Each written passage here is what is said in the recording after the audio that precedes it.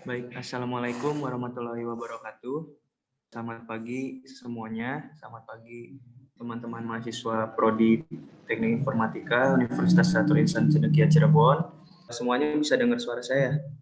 Oke, langsung aja. Jadi pada kesempatan kali ini, Himatif mau mengajak teman-teman semua untuk sama-sama belajar mengenai Android dalam acara DevTalk Himatif dengan tema Learning Android Based on Real Project beserta source code-nya. Saya perkenalkan dulu, saya Andri Rifai Fernando dari TI semester 5, TI SS semester 5.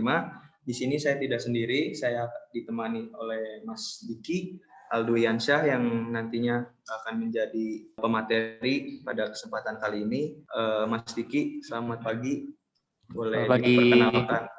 Boleh diperkenalkan Mas Diki. Silakan Mas. Oke, Assalamualaikum warahmatullahi wabarakatuh. Selamat pagi semuanya. Jadi ya tadi setelah sedikit disebutkan nama saya Diki Aldiansyah. Saya ini alumni angkatan 2017 di kampus kita tercinta.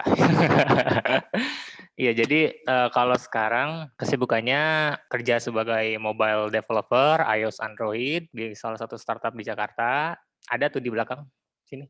tehgaris.co.id. Selain itu saya juga ikut berkontribusi di Didi Coding sebagai code reviewernya iOS fundamental. Nah, kalau seberapa lama sudah jadi developer itu sebenarnya mulai dari semester 5 sama-sama seperti kalian. Jadi awalnya saya juga ngeblank banget, nggak tahu apa itu pemrograman, nggak tahu apa itu ngoding, mulai dari awal nggak suka matematika, tapi ya karena pengen belajar dan pengen bisa gitu bikin aplikasi Android, ya akhirnya belajar sendiri otodidak gitu. Sedikit singkat perkenalannya.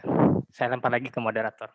Oke, makasih Mas Diki untuk perkenalan singkatnya. Jadi untuk kita yang masih mahasiswa, yang masih belajar, mungkin semuanya butuh proses ya Mas ya. Jadi kalau mungkin sekarang kita masih belum tahu apa-apa, masih skillnya belum pro lah istilahnya Mas ya.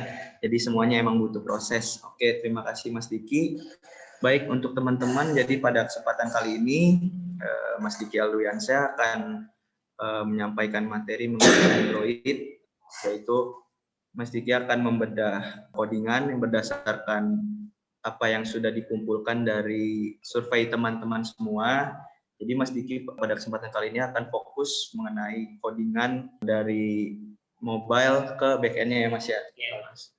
Baik, langsung saja ya biar tidak buang waktu terlalu lama, saya akan langsung beri kesempatan kepada Mas Diki Alduyansyah untuk menyampaikan materinya.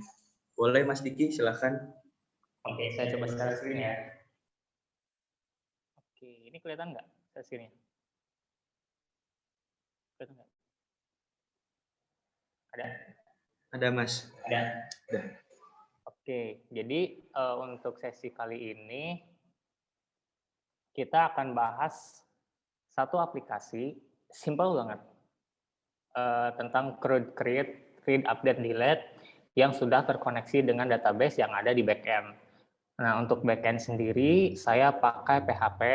Saya yakin teman-teman udah pada belajar ya di semester 3 ya tentang PHP. Ini. Jadi aplikasi yang akan kita bahas ini sebenarnya cuman CRUD dari mata kuliah atau jadwal mata kuliah sebenarnya. Tampilan aplikasinya sederhana sekali, jadi seperti ini. Kita ditampilkan sebuah, awal itu ada login page. Ini semuanya udah terkoneksi ke database ya. Kita konekin ke database, login. Terus di sini kita bisa lihat daftar mata kuliah yang sudah saya input. Kemudian ketika diklik dia akan menampilkan detailnya, bisa milih hari juga, jadwal nama mata kuliahnya apa, bisa diupdate dan di-delete. Nah, ini sedikit sneak peek atau sedikit penjelasan dari aplikasi yang akan kita bahas. Ada juga add mata kuliah dan segala macam. Nah, di sini saya akan bahas fokus di Android-nya aja ya. Kita bahas bedah kodenya gimana caranya mengkoneksikan mobile atau Android ke backend. Untuk backend-nya sendiri nanti saya akan bahas sedikit aja, tapi nggak banyak. Cuma sebagai apa namanya itu, cuma sebagai tampilannya gimana, cara pakainya gimana, segala macam. Ya gitu. Nah, oke, kita mulai. Kita bahas dari sisi backend-nya dulu. Jadi di backend ada beberapa apa namanya tuh API atau cara akses gimana mobile untuk berkomunikasi dengan backend. Nah, di sini saya sudah bikin beberapa API atau beberapa URL untuk mengakses data-data dari backend. Di sini ada hari, kita bisa ngambil data hari, data mata kuliah berdasarkan hari, menghapus mata kuliah, membuat mata kuliah, dan mengupdate mata kuliah. Bonus 1 login. Nah, nanti teman-teman bisa buka linknya di sini. Saya ini sendiri saya share sekarang aja ya, biar teman-teman bisa buka. Nah, kita tes dulu apa isi dari link-link ini atau dari API ini. Kita pakai Postman. Buat yang belum tahu Postman, ini Postman itu buat testing API atau testing data dari backend. Bentar. Nah, kita coba testing dulu buat login-nya. Nah, di sini ada form URL encode, kita masukin username, kita masukin password, kebetulan value-nya itu admin-admin, kita send, maka dapat hasilnya berupa JSON object, isinya ada name, ini value-nya. Nah, gimana kalau misalkan password-nya kita rubah atau yang nggak sesuai di database? Dia bakal munculin user record not found, atau data user tidak ditemukan. Nah, codingannya seperti apa? Singkatnya gini, jadi kita pakai PHP, kita kondisikan ke database, kita bikin model dari user, kita coba lihat usernya gimana, ini ketika login, kita query kan, berdasarkan username dan password, di-execute segala macam, baru ditampilin. Ini saya nggak pakai kayak enkripsi ya, nggak pakai MD5 segala macam, ini pure benar-benar plain text. Kalau misalkan teman-teman mau rubah ke secure gimana ya terserah. Ini hanya contoh aja. Nah, ini di database-nya nanti bakal ada muncul kayak gini.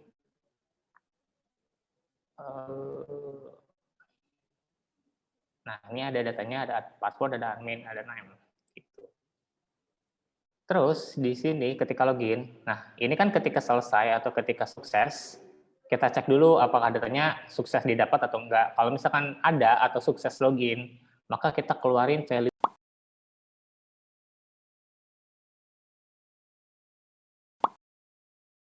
Biar karena ini kan prosesnya background ya, karena prosesnya background itu kan berarti butuh waktu dan kita nggak tahu kapan selesainya kan, makanya kita tambahin progress dialog, maksudnya biar ngasih tahu user pengguna bahwa ada sedang proses yang berjalan di belakang gitu. Ini on pre-execute berarti kan sebelum dieksekusi. Nah, di sini ini kita skip dulu karena ini on post berarti kan setelah execute. Nah, kita fokus di sini dulu, do in background. Ini proses yang kita jalankan di belakang tadi. Apa yang kita jalankan? Jadi tadi kan kita mau ngambil tulisan atau teks dari sini ya, ada admin. Nah, ini tadi kita udah dapetin dari sini. Nah, sekarang karena tadi proses di belakangnya itu ngambil data dari server, otomatis ya kita harus ngirim dong data yang ini. Kita harus ngirim data admin ini ke server, ngasih tahu nih, saya mau ngambil data user ini dengan username ini dan password ini, ada apa enggak gitu. Nah, ini caranya kita pakai hash map, kita wrap dulu, kita masukin dulu ke dalam hash map, tambahin username-nya, tambahin password-nya. Nah, di bagian sini, ini proses di belakangnya, proses pemanggilan data dari server. Coba kita lihat di dalamnya apa nih. Nah, coba lihat. Ini agak bingung sih kan. Ini agak bingung. Kita bahas dikit-dikit aja ya. Jadi, tadi kan kita mau manggil fungsi ini ya, send post request. Ini kan inisialisasi variabel RH dari fungsi request handler.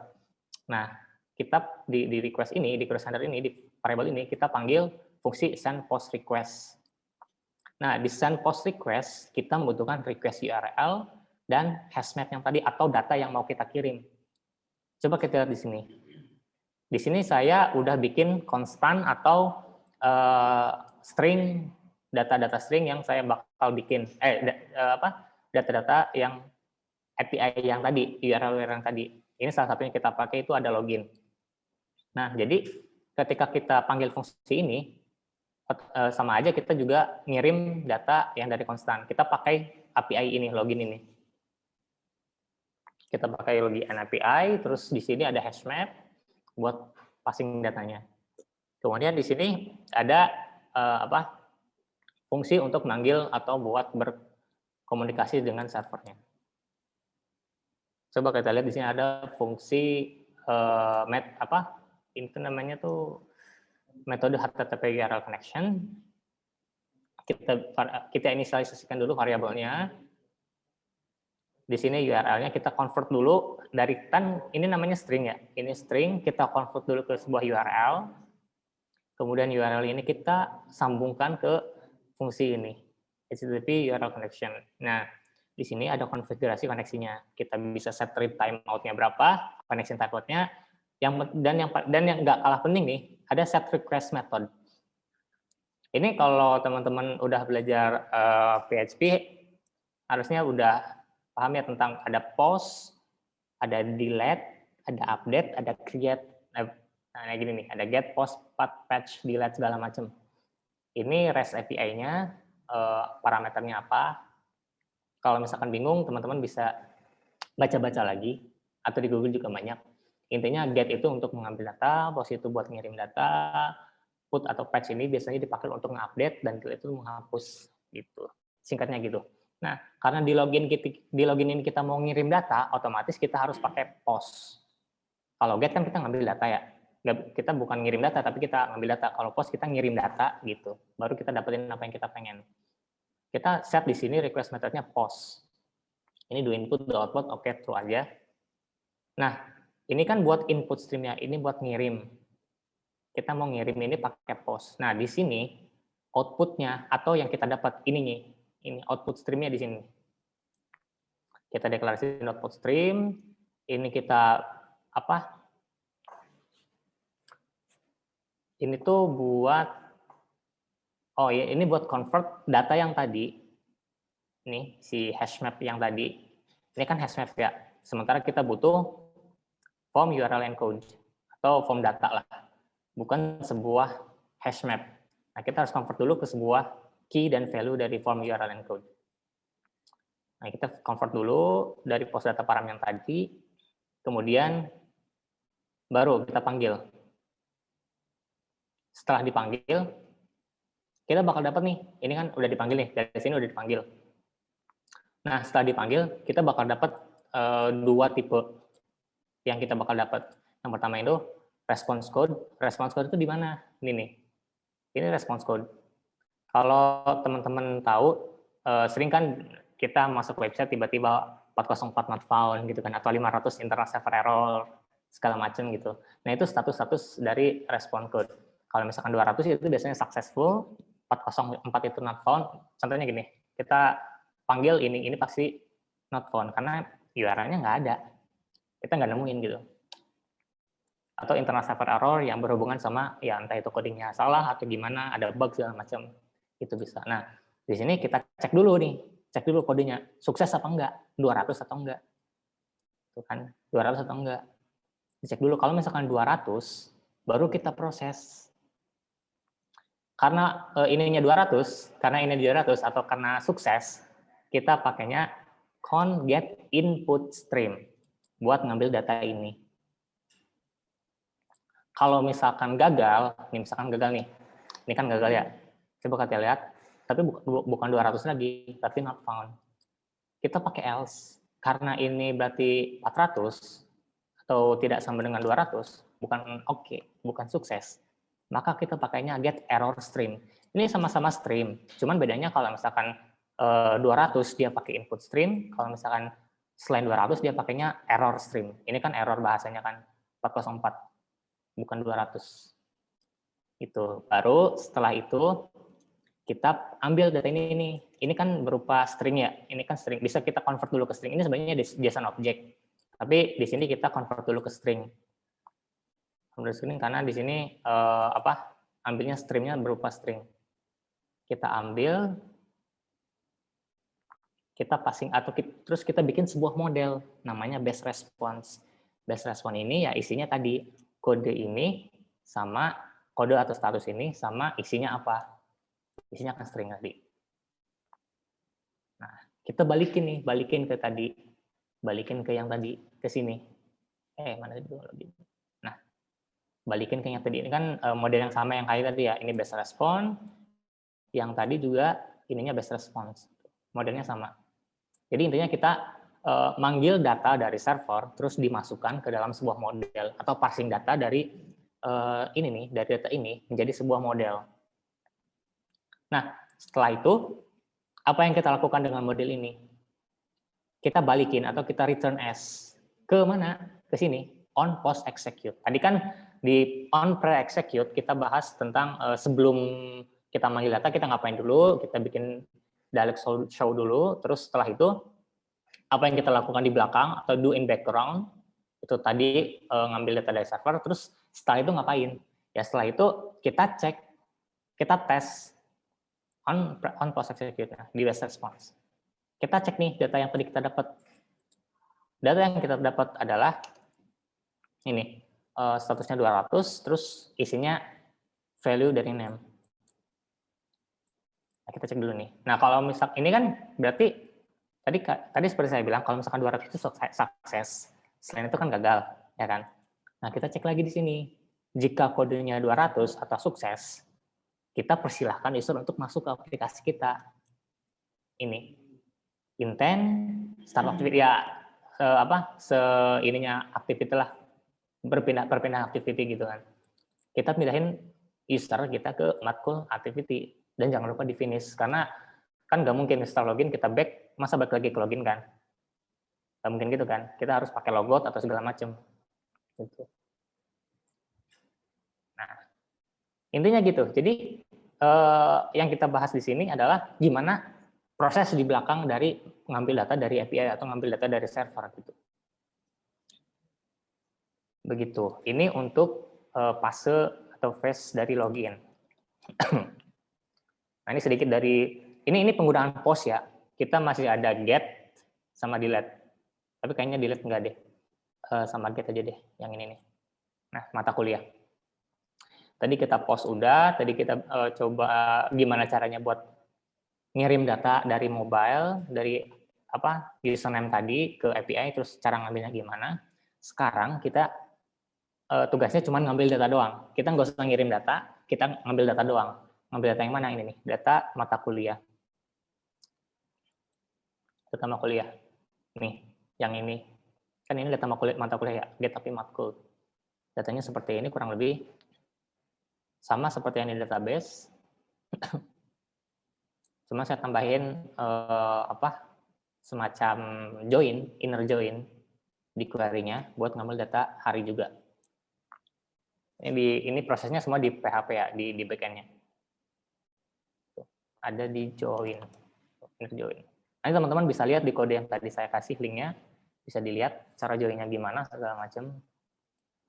Nah sekarang ini kan hampir sama ya. Ini kita dapat JSON object, di sini kita juga dapat JSON object. Cuman di sini bedanya ada JSON array. Nah, teman-teman kan tahu ya bedanya array sama object ya. Udah belajar di basis data, bukan di basis data. Apa sih yang lupa saya. Pokoknya udah belajar di PHP harusnya di ini. Apa sih kalau di Java tuh namanya OOP, di OOP. Harusnya ada ya, ada OOP. Kalau nggak salah sih ada harusnya. Ada array sama objek. Nah, bedanya kalau array itu di dalamnya bisa banyak data objeknya, bisa array. Kalau objek bisa nampung beberapa tipe data. Gitu. Nah, sekarang gimana caranya kita ngambil data ini nih? data ini. List ini kan list kan, berupa list. Array itu kan bisa kita convert ke list, ke daftar. Nah, gimana caranya kita nampilin ini data-data ini? Minggu algoritma, matematika diskrit, Selasanya algoritma pemrograman dan segala macam. Nah, caranya hampir sama kayak yang tadi. Jadi awalnya kita panggil metodenya yang tadi nih, sama yang tadi async task. Sama kayak tadi on pre-execute, sebelum kita execute kita panggil dulu progress dialog biar kalau misalkan ada ngasih tahu user kalau misalkan sedang ada proses yang berjalan di belakang. Tuh, tadi ada sedikit loading. Nah, di sini di do in background karena kita nggak ngirim data apapun, karena kita nggak ngasih data apapun ke server, kita cuman manggil send get request. Tuh. Coba bedanya di sini kita ada buffer writer, kita buat write itu buat ngirim datanya, tapi di sini sekarang nggak ada karena kita nggak butuh data ngirim, kita cuma ngambil data doang. Jadi sama yang tadi kita bikin URL-nya dulu, convert string ke URL, terus pakai HTTP URL connection, baru di sini kita dapat kodenya berapa. Sama yang tadi kan, kodenya berapa. Kalau misalkan kodenya 200 berarti sukses. Kalau misalkan kodenya nggak 200 berarti not found atau yang lainnya, kode yang lainnya gitu. Nah, kita cek lagi. Kalau misalkan oke atau 200, sama kayak tadi, cek input streamnya, tapi kalau gagal atau error, bukan 200, kita panggil get error streamnya. Ininya sama, kita convert ke model, kode yang tadi sama data yang di dalam sini. Nah, ini yang harus di note buat teman-teman. Di sini, tadi kan cuma satu ya stringnya ya. Satu, dan kita pun nggak pakai, di login tadi kita kan nggak pakai kan. Kita cuma pakai kodenya ini. Tapi sekarang kita bakal pakai isi dari sini. Nah, gimana caranya kita ngambil data dari sini dan mengubah ini ke dalam sebuah bentuk list. Caranya gini, setelah kita panggil di belakang, proses di belakang, kita juga manggil di on post execute. Coba lihat di sini. Kita cek ulang, apakah kodenya sudah benar apa belum. Kalau sudah 200, teman-teman bisa cek di sini. Nah, ini agak bingung kan? Saya juga bingung sebenarnya pakai ini. Jadi, karena tadi kan saya bilang, ini kan berupa JSON object ya. Kalau JSON object kan awalnya pasti kurung perawal gini. Kalau misalkan JSON array, awalnya pasti kurung kotak. Apa sih namanya? Kurung kotak ya? Kurung siku ya. Awalnya kurung siku. Nah, karena awalnya ini JSON object, jadi kita convert dulu string yang tadi. Tadi kan kita ngambilnya berupa string ya. String yang tadi kita convert dulu ke sebuah JSON object. Nah, ini kan convert dari string ke object. Kemudian, kita mau ngambil data ini. Yang kita fokuskan kan ini kan datanya kan. Nah, si body ini atau si key-nya body, dia mempunyai tipe datanya array. Ya udah kita panggil aja convert JSON array result ini objek yang tadi, JSON objek yang tadi kita dapetin JSON array-nya. Di sini sebenarnya bukan JSON array, dia bisa kan JSON string, JSON boilan, terserah. Nah, kalau kita lihat sini ini kan array. Nah, bukan array gimana? Ini ada string nih. Kita bisa ambil misalkan get string. Kita mau ngambil item count, ya udah ini berarti item count. Tapi perlu diingat, ini kan string ya, berarti ininya bukan JSON array lagi, tapi string. Begitu. Tapi di case ini kita maunya JSON array. Nah, karena ini bentuknya array, otomatis kita harus convert dulu. Ini kan array-nya masih array string ya. Masih berantakan gitu array-nya di sini nih. Kita cuma JSON array. Nah, kita convert dulu ke sebuah model. Modelnya apa? Coba lihat modelnya. ID, matkul, hari, ID hari. Sesuai dengan ini, ID, matkul, hari. Jangan lupain juga teman-teman harus bikin modelnya biar mudah. Sebenarnya nggak pakai model juga nggak apa-apa, bisa aja. Tapi untuk mempermudah teman-teman biar gampang ngirim-ngirim datanya atau pakai datanya lebih mudah, mending pakai model. Sebenarnya nih, di sini juga sebenarnya bisa, tapi kan kita butuh data JSON-nya secara utuh ya, bisa pakai model. Jadi di sini kita pakai perulangan, pakai for loop, pakai looping, kita convert data yang tadi di JSON array ini, nih, ID hari, matkul, hari ke dalam sebuah objek. Objeknya yang mana? Ke sebuah objek, ke sebuah model. Modelnya mana yang ini? Kita convert ke sebuah model. Jadi nanti si model ini atau si list model ini dia isinya ya sama kayak ini, gitu. Sama kayak ini. Mas, kalau fungsi e.print stack trace itu di akhir yang JSON exception itu untuk apa ya, Mas? Yang ini. Ya, yang oh ya. Oke. Nah, jadi gini, ini kan JSON object ya. JSON object, kita kan tadi mau convert string ke dalam sebuah objek. Nah, tapi harus digarisbawahi ya, belum berarti string yang kita pakai ini bentuknya berupa JSON. Bisa bentuknya gini kan, ini stringnya misalkan bentuk JSON kan harusnya stringnya S, sama dengan misalkan kalau bentuk JSON kan harusnya gini ya, awalnya ada kurung awal dulu ya. Nah, ini berarti valid JSON namanya. Nah, bisa jadi string yang kita pakai ini bentuknya bukan JSON, tapi misalkan angka. Pasti bakal error, ya nggak? Pasti bakal error. Jadi pas di sini nih, pas baris ini, kalau misalkan stringnya nggak sesuai dengan JSON object atau JSON array atau JSON yang mau kita pakai, dia pasti error. Makanya dia membutuhkan sebuah try dan catch. Try dan catch ini buat kalau misalkan di sini error nih. Nah, harus ada yang ngambil dong errornya apa. Hanya di sini fungsinya untuk mengambil jika di baris ini ada yang error atau nggak sesuai sama ketentuan JSON-nya, dia bakal dilempar ke sini. Nah, ini buat ngambil apa yang jadi penyebab errornya gitu. Try catch itu ya sebenarnya untuk ngambil errornya apa sih gitu. Harus ada yang ngeproses dong errornya. Jadi nggak semuanya harus dibikin error juga, tapi harus ada yang ngeprosesnya apa sih yang jadi error gitu. Jadi biar kita gampang ngeceknya atau ngelognya tuh, oh ini errornya kayak di sini, oh errornya di sini gitu. Ini gunanya try and catch. Ya, tapi jangan di overuse ya, tapi jangan misalkan kita bikin sebuah fungsi terus takutnya fungsi ini error, jangan pakai try catch semua, jangan gitu. Itu namanya overuse gitu. Ini hanya digunakan pada saat setiap kalau misalkan emang ada kayak misalkan case-nya kayak gini gitu. Bisa jadi stringnya itu nggak sesuai sama JSON object, baru kita pakai try and catch. Dan ini juga udah direkomendasiin sih sama ininya, sama idenya tuh. Tuh, kalau misalkan kita nggak pakai try and catch, dia bakal protes. Lu harus pakai ini, harus pakai try and catch. Soalnya bisa jadi string yang di sini nggak sesuai sama JSON object gitu. Dia bakal error. Nah, biar nggak error ya tadi pakai try and catch. Tuh, dia bakal otomatis try and catch gitu. Oke, kita lanjut ya. Nah, tadi kita sampai masukin data-data ini ke dalam sebuah model. Nah, model ini kebetulan saya udah bikin berupa list model. Nah, list model ini setelah selesai, kita masukkan ke dalam sebuah adapter. Nah, teman-teman di sini udah pernah bikin list nggak? Pakai list view gitu, list view terus pakai adapter gitu kan.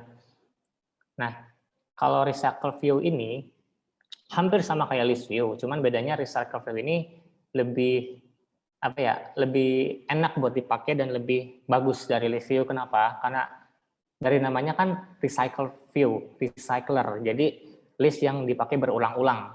Jadi nggak makan memori banyak, nggak bikin ribet dan segala macam. Kalau misalkan kita mau nambahin gambar, misalkan di dalam sebuah list gambar, teks yang banyak segala macam, ya itu kita bisa pakai recycle view. Kalau misalkan pakai list view itu sebenarnya bisa juga, tapi lebih riskan. Riskannya kenapa? Karena list view itu kan ibaratnya kita punya 100 data nih. Kita punya 100 data. Nah, si 100 data itu punya ID yang bukan ID tapi view yang masing-masing punya sendiri gitu. Dia berdiri sendiri semua. Jadi 100 data bakal ditampilin semuanya sekaligus di view. Jadi ini ke bawah tuh bakal banyak banget. Dan itu bakal makan memori yang cukup banyak. Bisa jadi terkena crash karena memorinya kurang. Nah, bedanya sama recycle view, kalau recycle view dia menampilkan hanya yang kita lihat nih.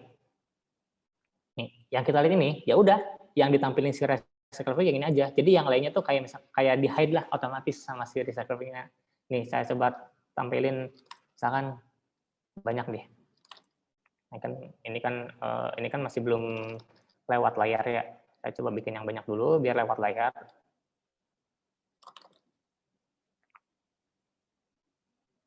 Nah, ini kan di scroll ya. Nah, kalau misalkan list view, dia ke bawah ini, view-nya itu udah otomatis kebuka atau otomatis udah ada otomatis. Jadi ketika kita scroll, ya udah ada view-nya. Dan itu kan kalau misalkan bayangkan kalau misalkan ada 100 view, ada 100 data, semuanya ada, ya bakal nge-lag aplikasinya. Tapi kalau misalkan recycle view, dia nampilin yang ada di tampilan kita aja nih. Nah, misalkan ini yang kita tampilin ya.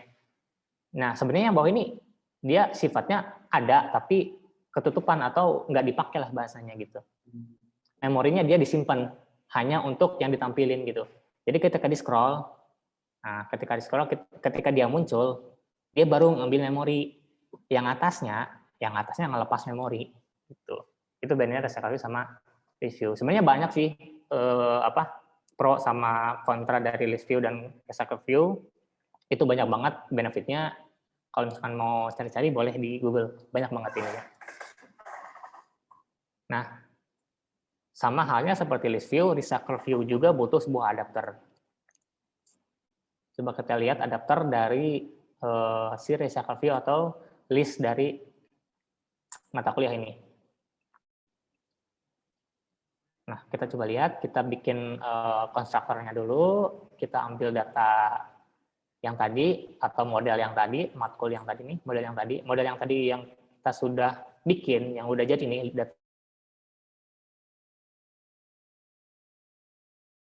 Ya, sebentar ya, jadi ada gangguan teknis sedikit. Boleh ditunggu sebentar.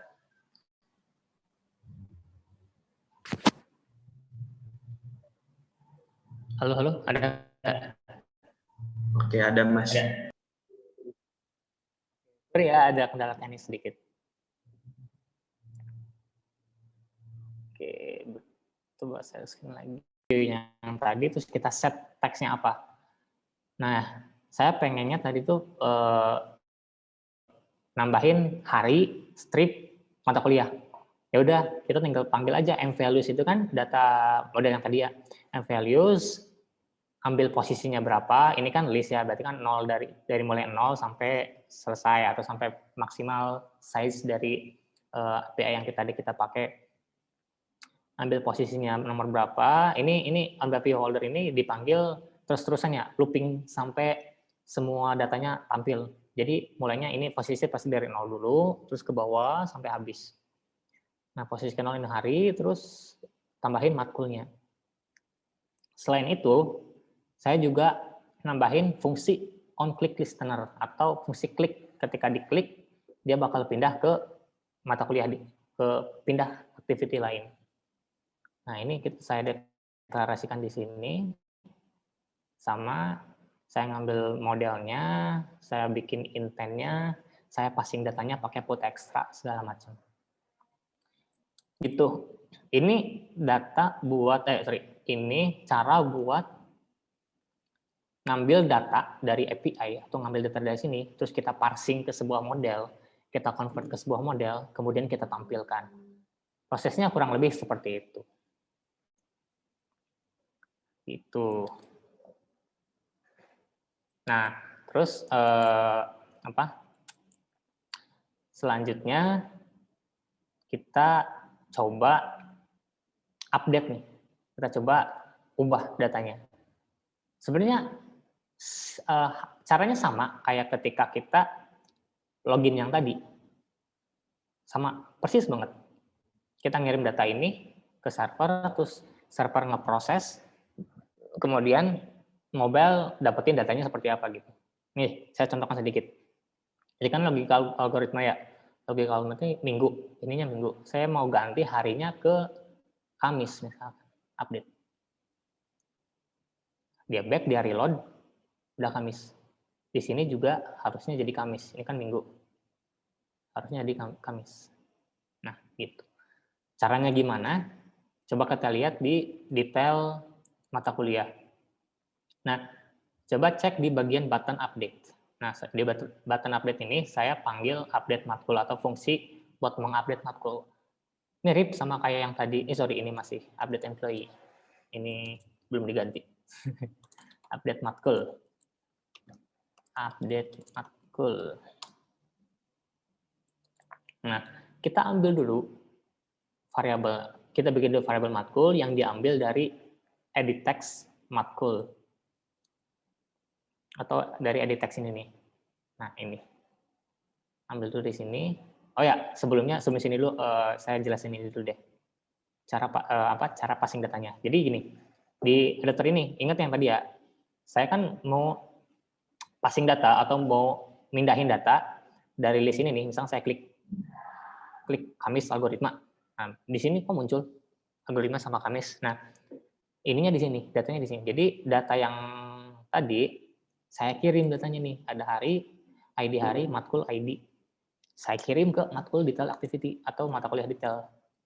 Nah, di sini sebelum saya proses datanya atau sebelum saya pencet button-button ini, saya inisialisasi dulu datanya dengan cara ngambil data yang tadi lewat intent. Tadi kan saya kan passing datanya lewat intent ya, pakai put extra ya. Terus ketika mau ngambil pakai intent juga dong. Nah, saya deklarasi ini nih, ambil string dari yang tadi saya kirim, baru saya setup view-nya nih. Saya setup view. Nah, ini alasan kenapa ketika saya klik, di sini kok udah ada tertulis algoritma, dan ini sesuai sama apa yang saya klik. Ya ini. Ini hasil data dari daftar mata kuliah yang tadi. Gitu. Kemudian, di sini juga ada spinner nih. Saya bikin satu spinner. Ini juga dapatnya dari API nih. Dapatnya dari API get al-hari. Nah, ini juga sama. Kalau caranya gimana? Caranya hampir sama kayak tadi get list daftar mata kuliah. Kita ambil dulu JSON-nya, kita convert dulu ke sebuah daftar hari. Daftar harinya kita bikin dulu string-nya gitu. Baru kita setup spinner. Setup spinner ya susah-susah gampang soalnya harus tahu dulu ininya rutenya, atau harus tahu dulu metode yang harus dipakai apa dulu nih. Jadi buat bikin spinner kita panggil dulu spinnernya, kita bikin spinnernya dulu di view, bikin dulu spinner, terus kita panggil spinnernya di sini, kita bikin adaptornya dulu. Sebenarnya kan spinner ini kan berupa list ya. Nah, kalau di list itu kan berarti kita butuh sebuah adapter atau data pengolah datanya nih. Nah, di sini kita bikin pengolah datanya, ini udah bawaan dari Android-nya, kita panggil, ini view-nya. Nah, ini kita daftarin nih, atau kita masukin daftar hari, atau data yang mau kita tambahin ke sini apa. Nah, daftar hari ini dari mana? Daftar hari ini dari API yang tadi kita panggil, dari get data hari. Tuh, stop spinner. Dan teman-teman bisa cek di codingannya di link GitHub yang tadi. Terus baru habis itu set data array adapter ke sebuah spinner. Terus kita tambahin, kalau misalnya kita rubah, ya kita rubah ID harinya dan harinya gitu. Biar kalau misalnya kita klik, dia bakal berubah datanya. Itu, ini buat spinner.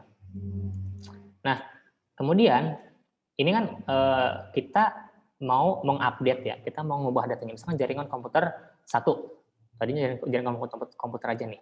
Nah, kalau misalkan kita nggak ngeklik apa-apa, kalau kita ngeklik back, ya dia nggak bakal berubah otomatis. Tapi kalau misalnya kita klik update, dia berubah. Kenapa bisa berubah? Karena di sini nih, ketika kita klik update, update matkul. Nah, ketika klik update, ada proses buat manggil atau buat ngehit API. Hampir sama kayak login.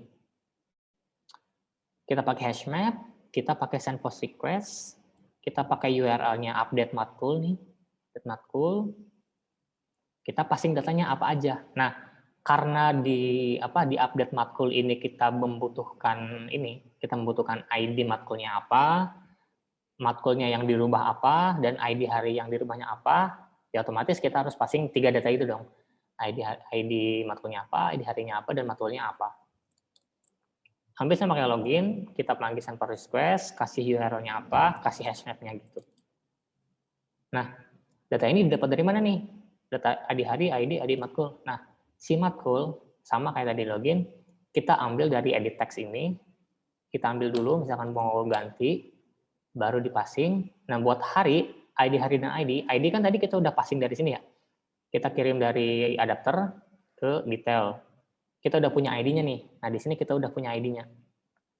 Terus untuk ID hari, karena ini dari API, di API kan tadi ada ID ya, di hari ada 1, 2, 3, 4, 5. Nah, ketika kita misalkan klik spinner atau ganti datanya menjadi minggu, kita juga harus mengganti ID harinya sesuai apa yang di sini, sesuai ID harinya, biar dia sama-sama berubah di database-nya.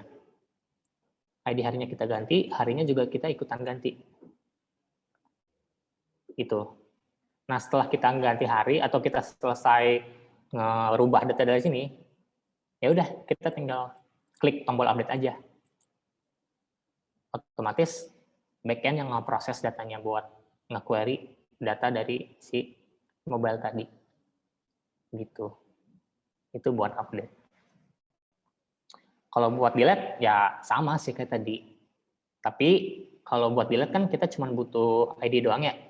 Ya udah kita passing datanya cuma ID doang. Delete matkul. Ini juga sama, belum dirubah.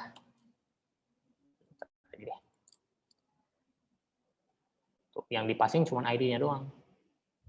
Jangan lupa URL-nya pakai delete matkul. Itu ketika di delete ya backend ngeproses, si aplikasi nge-reload atau manggil lagi API-nya. Dia bakal hilang. Begitu. Itu untuk delete. Terakhir untuk create, sama sih create sama kayak update lah. Cuman beda ini aja, cuman beda Beda URL lah ya. URL-nya kita pakai create matkul. Nah, kalau tadi kan update matkul kita butuh ID mata kuliahnya apa ya. Tapi kalau create kan kita nggak butuh ID karena kita mau bikin, jadi cuman butuh mata kuliah sama ID hari. Prosesnya sama kayak tadi update, prosesnya sama. Yang ngebedain cuman yang di-passing datanya apa. Dia cuma butuh hari doang. Ini. Nah, dia cuma butuh ID hari sama matkul. Spinner segala macam itu mirip banget. Hampir sama malah, sama kayak ketika update.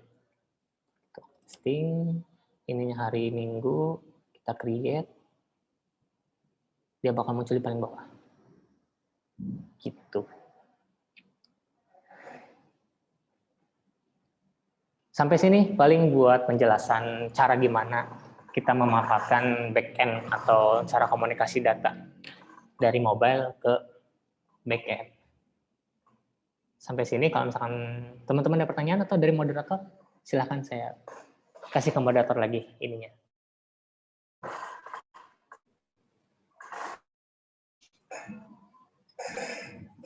Baik, terima kasih Mas Dwiki Aldiansyah untuk materinya. Mungkin dari teman-teman semua ada yang masih kurang jelas dari materi yang disampaikan atau ada pertanyaan terkait materi yang disampaikan sebelumnya tadi oleh Mas Dwiki Aldiansyah, boleh silakan langsung ditanyakan.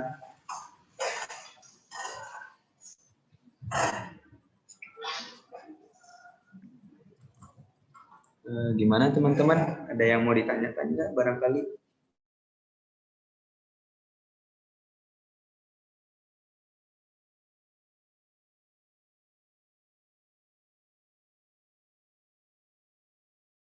Belum ada yang nanya. Saya tambahin satu dulu. Boleh. Jadi tadi saya lupa kasih tahu satu fungsi lagi di sini, ada satu fitur. Jadi coba teman-teman lihat di aplikasi ini. Ntar saya screen lagi. Coba lihat di aplikasi yang tadi. Coba kita lihat admin, ketika login, dia kan masuk ke sini ya, masuk ke daftar mata kuliah. Terus saya close aplikasinya nih. Saya close. Saya buka lagi. Dia nggak balik ke halaman login. Kenapa? Karena sama kayak ya sama kayak di PHP lah, di website gitu kan. Kalau kita login, masa kita harus login lagi kalau misalnya kita nggak logout, ya nggak. Nah, ini kita atau saya pakai cara menggunakan self reference. Ini apa? Ini makhluk apa? Ini tuh hampir sama kayak temporary database-nya di Android. Jadi di Android itu kan selain kita mengenal SQLite gitu kan, ada juga self reference. Nah, ini sama kayak SQLite, bukan sama, nggak sama sih, tapi ini lebih ke temporary database-nya, temporary banget. Jadi teman-teman kalau misalkan punya data-data kecil nih, data-data kecil misalkan username, kita mau nyimpen username ini buat dipakai ke mana-mana nih, ya udah simpan aja di self reference. Tapi jangan sampai misalkan teman-teman punya sebuah database atau sebuah data ini nih, jangan sampai teman-teman simpan ini di self reference. Jangan sampai. Kenapa? Karena ini data untuk ditambahin ke database, bukan ke self reference. Karena ini tuh ibaratnya ya temporary gitu. Hanya memproses atau nyimpan data yang kecil aja, jangan yang gede-gede. Karena bakal menyebabkan memory leak dan segala macam.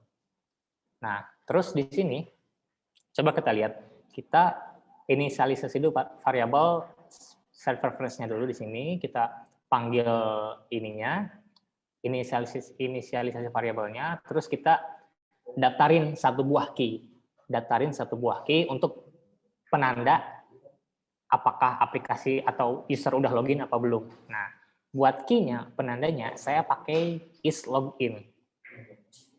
Bisa dilihat di sini saya bikin variabel nih, isLogin, terus get duelan. Kenapa get? Karena ya pas pertama kita buka aplikasi, otomatis kan ngecek dulu dong. Ngecek dulu apakah si user ini udah pernah login apa belum. Nah, di sini kita melakukan pengecekan. Coba lihat di sini, ada sebuah proses kondisi. Jika isLogin atau jika variabel ini isinya true, maka kita show mark list atau kita langsung pindahin user ke activity mata kuliah, daftar mata kuliah. Tapi kalau belum ya udah di login page aja, jangan kemana-mana gitu. Nah, terus setelah ini nih, setelah pengecekan, ini kan berarti kita balik lagi ke login activity ya. Gimana caranya kita nyimpen atau ngingetin aplikasi kalau user ini udah pernah login apa belum? Caranya kita cek di sini.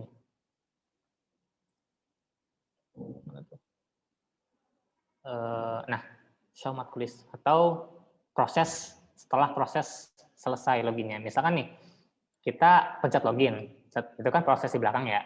Terus kita cek di sini, kalau misalkan sukses atau kita selesai manggil data dari API, terus ternyata yang kita dapetin itu sukses atau kodenya 200, maka tinggal kita tambahin atau panggil metode put duelan. Kalau tadi kan get kan ngambil, kalau put kan naruh, gitu kan. Nah, kalau di sini kita ganti key is login menjadi true yang dapat tambahin apply. Nah, di sini ini ibaratnya kita nyimpen data is login isinya true ke dalam temporary database menggunakan self reference gitu. Jadi inilah kenapa tadi ketika aplikasinya di close dengan kondisi sudah login, pas dibuka lagi dia langsung ke halaman daftar mata kuliah, bukan ke login lagi. Jadi penyebabnya ini nih, ada self reference gitu. Nah, tapi kalau kayak gini dia bakal masuk terus-terusan dong. Ya kita tinggal bikin aja sebuah fungsi lagi buat logout. Caranya ya udah sama kayak tadi. Bikin self reference, bikin inisialisasi variabelnya, terus kita panggil deh edit put duelan. Kalau tadi kan ketika login sukses kita pakainya true ya. Ya kalau misalkan udah logout ya kita ganti aja jadi false. Jadi kalau misalkan false ya udah dia bakal logout dan ketika kita close aplikasinya masuk lagi otomatis dia bakal ke halaman login lagi. Gitu.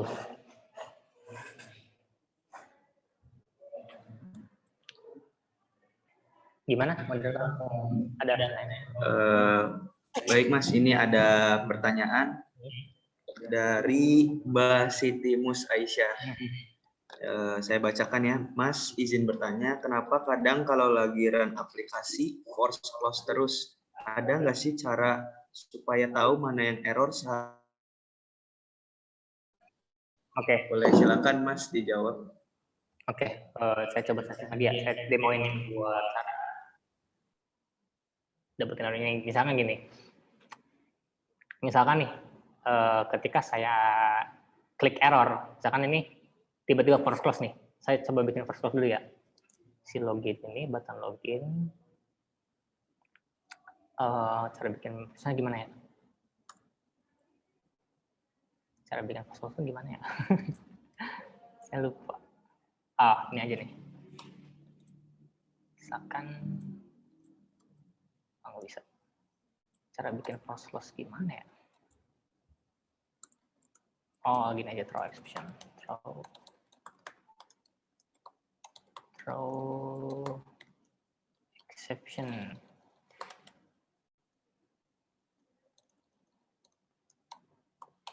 Bisa ya? Throw exception. Kalau di Java tuh gimana ya? Lupa. Bentar. Googling dulu, googling.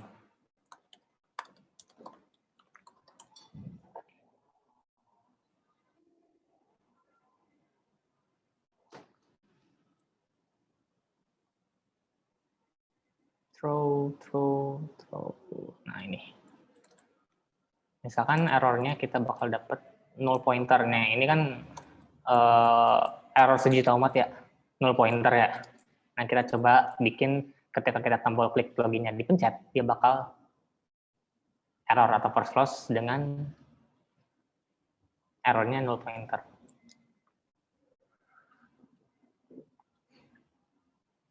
Bentar, tunggu.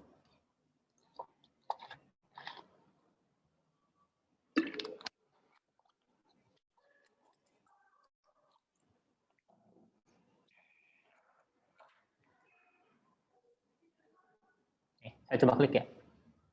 Klik, di error, force close. Kayak gitu kan. Nah, cara buat mengetahui atau cara gimana nge-trace-nya error yang tadi gimana? Ada sebuah fungsi namanya locate, atau bukan fungsi, fitur namanya locate.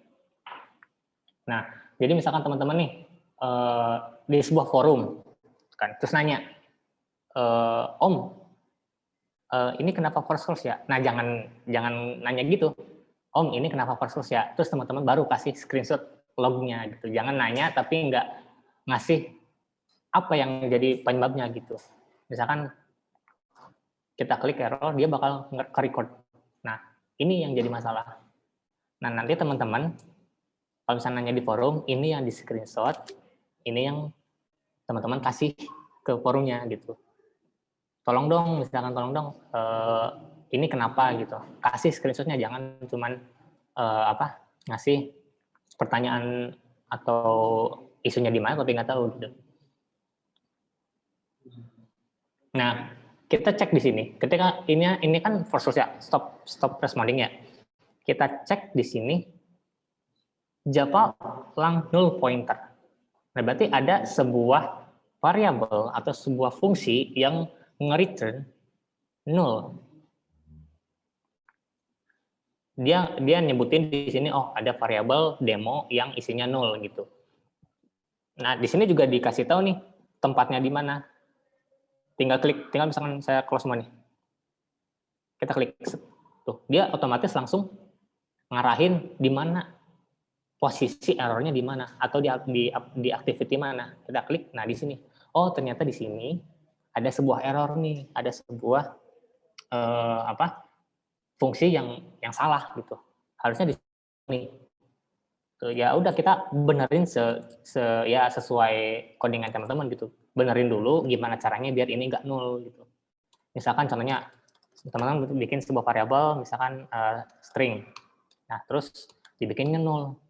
Terus teman-teman panggil misalkan di log. Misalkan teman-teman dipanggil jadi button login set text. Jadi, nah, ini kan teman-teman maksudnya benar. Mau ngeset teks dari sebuah string T, tapi T-nya ini isinya tuh nol, ya bakal otomatis error karena isinya nol. Nah, jadi di sini teman-teman harus ngerubah dulu caranya, gimana caranya biar si string ini, si T ini berubah menjadi sebuah string, biar enggak error atau enggak muncul false clause. Gitu. Intinya ini logcat ini penting banget dan teman-teman harus bisa membaca log-log ini. Sebenarnya saya juga bingung nih. Ini juga saya nggak terlalu paham betul ini isinya apa semua, tapi yang penting di bagian sini. Oh, ternyata di sini ada sebuah error. Ini variabelnya demo.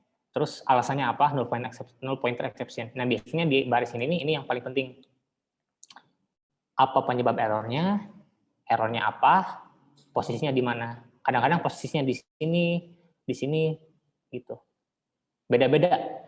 Ya harus teman-teman harus banyak-banyak sering dapat error biar berkembang. Kalau nggak dapat error nanti susah. Gitu. Nggak apa-apa. Teman-teman dapat error justru harusnya senang gitu. Oh, bisa belajar lebih banyak. Karena kalau teman-teman nggak dapat belajar dari kesalahan, bijak banget. Gitu paling buat penjelasan gimana caranya buat nge-trace error atau false clause. Gitu. Ada lagi yang mau bertanya? Boleh. Oke, untuk Mbak Sitimus, atau enggak puas dengan jawabannya? Mbak Sitimus, gimana? Oke, sudah cukup. Baik, terima kasih, Sitimus. Silakan, barangkali ada yang mau ditanyakan lagi.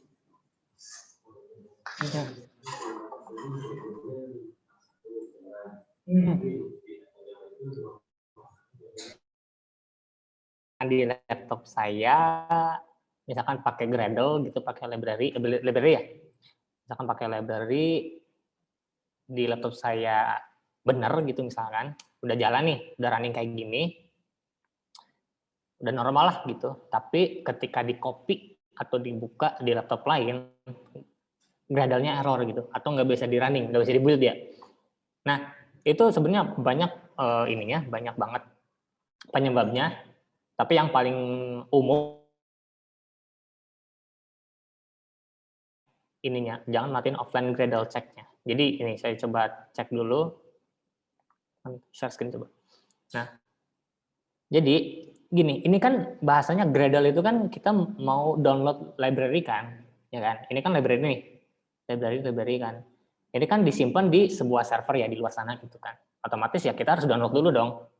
Nah, di laptop kita aplikasi udah jalan, otomatis library-nya udah ke-download, ya enggak? Nah, tapi kan di laptop lain belum tentu aplikasi ini atau library ini udah ada, atau belum ke-download lah bahasanya. Ya, otomatis kita harus download dulu, ya kan? Harus download dulu, ya. Nah, tapi kadang-kadang dia nggak download otomatis, atau kadang-kadang Gradle-nya di offline kan. Nah, ini banyak banget kejadian otomatis si Gradle-nya ini bisa off sendiri gitu. Entah itu penyebabnya apa, tapi kadang-kadang dia off sendiri. Cara buat nge-offline-nya, nge-online ini, klik Anda yang di kanan ini Gradle, nah kita cek di sini nih, toggle offline mode. Nah biasanya dia bakal nyala. Kalau nyala gini, otomatis dia nggak bisa ngeproses Gradle-nya nih. Misalkan saya mau ngambil menghapus ini, ya apa? Atau misalkan mau nambah deh, ya otomatis kan saya harus download lagi kan library-nya kan. Tapi karena offline Gradle-nya di kita offline, ya nggak bakal di-download. Jadi bakal terus-terusan error karena ya si library-nya nggak bakal kita dapat. Tapi kalau misalnya kita ganti jadi online, kita rebuild,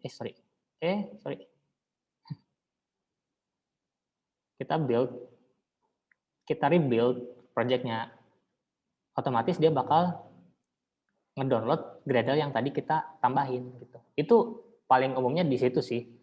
Tapi juga sebenarnya banyak problem Gradle di situ, entah itu apa versi Android Studio-nya yang nggak sesuai, bisa jadi kayak gitu kan. Versi Android Studio-nya nggak sesuai, atau misalkan ini yang gagal di-download, terus korup datanya gitu. Banyak problemnya. Nah, untuk salah satunya misalkan korup nih, Gradle-nya korup. Kalau bisa teman-teman ini dulu nge-install Android Studio-nya gitu. Reinstall Android Studio karena bisa jadi ini tuh nyangkut. Misalkan ini kan Gradle versi 4.1.1 nih.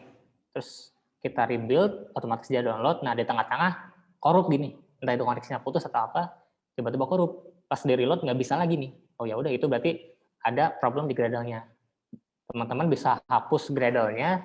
Kalau saya biasanya ngehapus Gradle-nya, tapi kalau misalkan teman-teman ribet ngehapus Gradle-nya, bisa nge-reinstall Android Studio. Soalnya kalau saya biasanya ngehapus Gradle itu masuk ke foldernya gitu. Kan gini nih. Ini kan folder Android.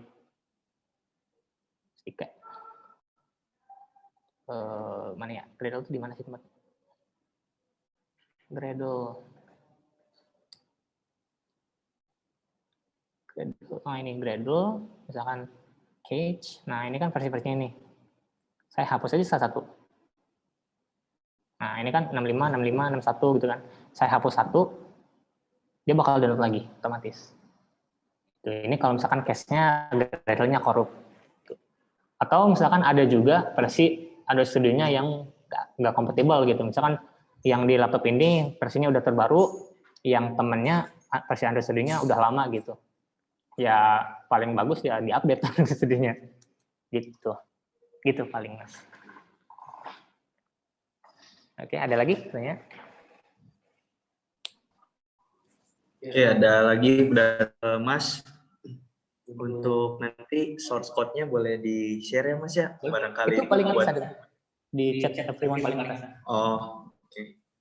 Buat teman-teman sama semuanya untuk dijadikan bahan ajar lagi. Kalau nggak ada saya kirim lagi. Tuh yang GitHub Mas. Yang GitHub. Oh ya nih di nanti teman-teman bisa ada branch-nya, ada sampel asyntas sama sampel retrofit. Teman-teman bisa nge-compare tuh yang tadi asyntas sama retrofit.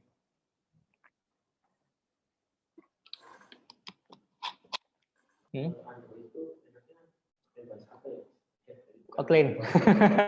Kotlin. Sebenarnya kalau bahasa itu relatif ya tergantung teman-teman aja, yang mau pakai Java boleh, mau Kotlin boleh. Cuman kalau ditanya bagusan mana ya tetap saya jawabnya Kotlin. Kenapa? Karena ya untuk sekarang nih, untuk tahun-tahun sekarang dari tim Android-nya sendiri atau dari Google-nya sendiri, mereka bilangnya Kotlin first. Jadi semua update ke depannya bakal diimplementasikan di Kotlin dulu sebelum Java. Jadi kalau misalkan nanti ada update, contohnya nih Android Jetpack nih, sekarang kan ada modul baru kan Jetpack, itu diimplementasinya dulu pasti di Kotlin dulu baru ke Java gitu. Tapi kalau misalkan teman-teman mau ke Java nggak apa-apa buat belajar. Mau Java dulu mau Kotlin terserah. Sama aja kok. Kotlin juga basicnya dari Java gitu. Sama aja. Baik, untuk yang terakhir saya buka kesempatan terakhir untuk teman-teman semua di sini. Barangkali masih ada yang kurang jelas atau masih ada yang mau ditanyakan ke Mas Diki, boleh disampaikan. Oke, kalau sudah tidak ada lagi yang mau ditanyakan, saya minta tolong untuk semua yang di sini boleh dibuka dulu videonya. Silakan, boleh semua videonya dibuka.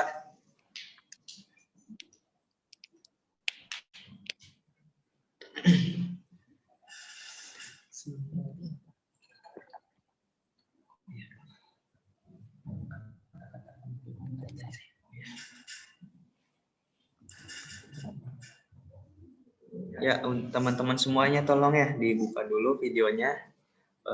Kita mau screenshot untuk dokumentasi acara.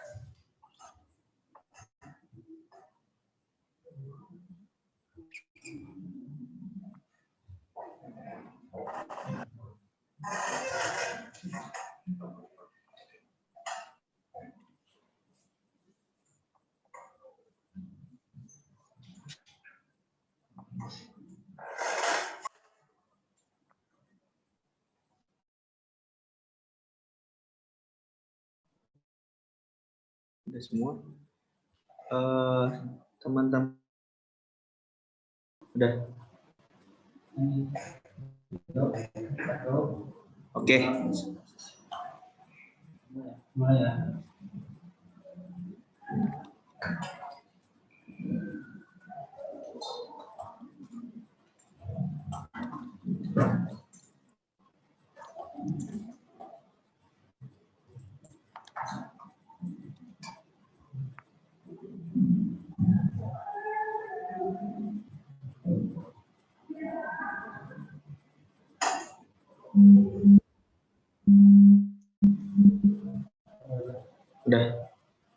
Udah boleh ditutup lagi teman-teman videonya.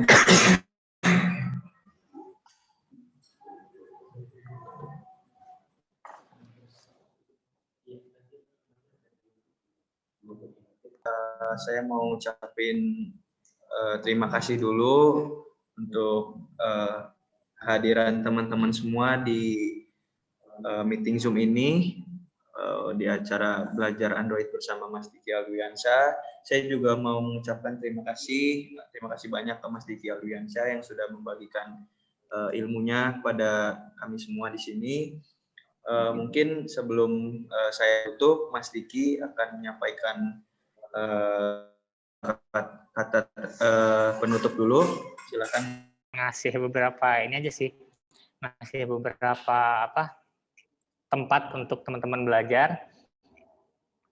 Jadi misalkan nih, sorry saya screen share sedikit lagi. Jadi misalkan tadi kan kita bahasnya cuma Android ya, kita nggak bahas PHP-nya gimana, backend-nya gimana, segala macam. Nah, teman-teman kalau misalkan pengen belajar cara bikin ini nih, cara bikin API segala macam, Stack itu punyanya Mas Hakim, itu alumni kampus kita juga. Di situ teman-teman bisa belajar cara bikin API mulai dari dasar sampai pro lah gitu. Nah, selain itu kalau misalkan teman-teman pasti teman-teman nggak asing juga dengan Ding, teman-teman juga bisa belajar tentang cara bikin Android developer yang benar dan bagus gimana. Ini kalau misalkan teman-teman buka codingnya, ini coding kan berantakan banget. Nah, kalau misalkan teman-teman mau tahu cara bikin gimana aplikasi yang bagus, proper, codingnya bagus, clean segala macam, bisa di coding. Banyak sih tempat-tempat yang teman bisa pakai untuk belajar. Salah satunya yang tadi saya sebut. Intinya jangan ini aja, jangan bosan untuk belajar karena ini banyak banget modulnya. Kalau misalkan mau bikin project pasti butuh belajar dulu dong. Gitu. Itu aja paling buat ini kata-kata penutupan dari saya. Terima kasih. Oke, terima kasih. Saya sekali lagi buat Mas Diki Alwiansyah. Untuk teman-teman semua, barangkali mau mengulas kembali yang sudah tadi Mas Diki bagikan. Untuk lagi rekaman meeting Zoom kita ini ada di YouTube ya. Untuk